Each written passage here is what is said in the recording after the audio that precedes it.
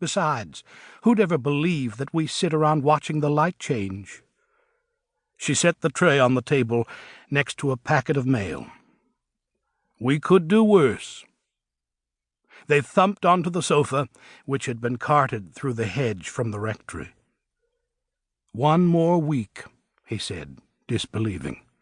"Ugh, heaven help us." She put her head back and closed her eyes.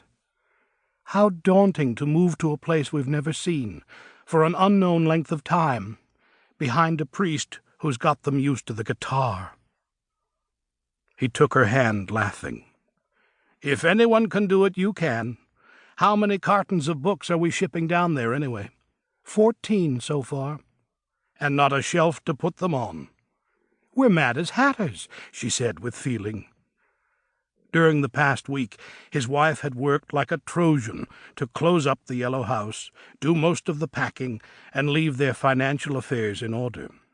He, on the other hand, had been allowed to troop around town saying his goodbyes, sipping tea like a country squire, and trying to keep his mitts off the cookies and cakes that were proffered at every turn.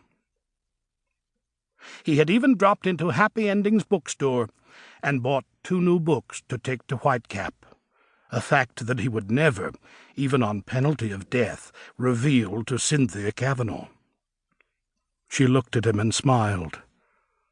"I've prayed to see you sit and relax like this, without rushing to beat out 1,000 fires.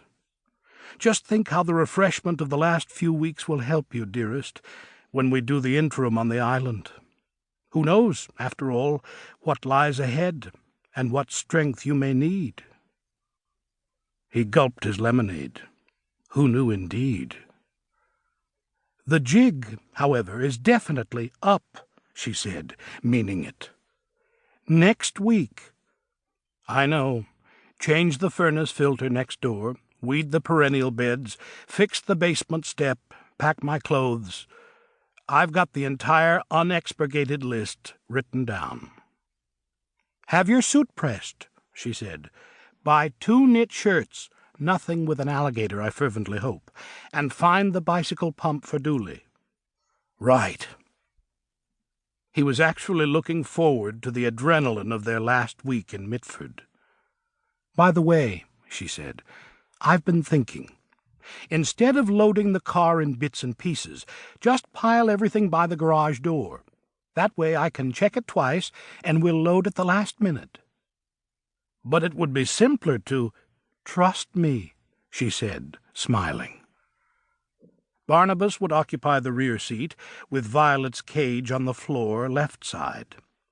They'd load the right side with linens and towels, the trunk would be filled to the max, and they'd lash on top whatever remained. "Oh, yes, Timothy, one more thing. Stay out of the bookstore." She peered at him with that no-nonsense gleam in her sapphire eyes, a gleam that, for all its supposed authority, stirred a fire in him. As a man with a decidedly old-shoe nature, he had looked forward to the old-shoe stage of their marriage. So far, however, it hadn't arrived. His blonde and sensible wife had an unpredictable streak that kept the issues of life from settling into humdrum patterns. "Anything wonderful in the mail?" she asked. "I don't know. I just fetched it in. Why don't you have a look?" His wife's fascination with mail was greater even than his own, which was considerable. William James, in his opinion, had hit the nail on the head. As long as there are postmen, James declared, life will have zest. "Oh, look! Lovely! A letter from Whitecap. And it's to me." He watched her rip open the envelope. "My goodness, listen to this. Dear Mrs. Kavanagh, we are looking forward with great enthusiasm to your interim stay in our small island parish, and trust that all is going smoothly as you prepare to join us at the end of June.